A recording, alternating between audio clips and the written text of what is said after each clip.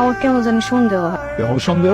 আমার কেন জানি মনে হয় ওই বাড়িতে কাম করতে হেলাই অন্য কোনো মতলবে আইছে। তুমি চিন্তা করো না, এই ফারুক মন্ডল মানুষ চিনতে ভুল করে।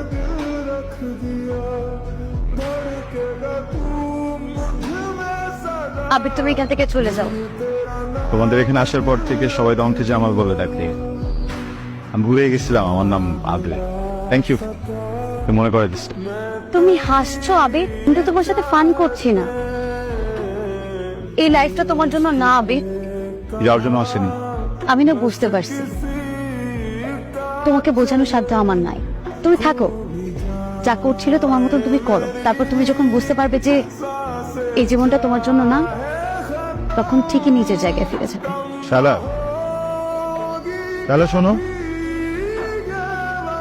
আমি ফিরবো না বুঝছো? আর আমি যদি ফিরি না তোমাকে নিয়ে ফিরবো।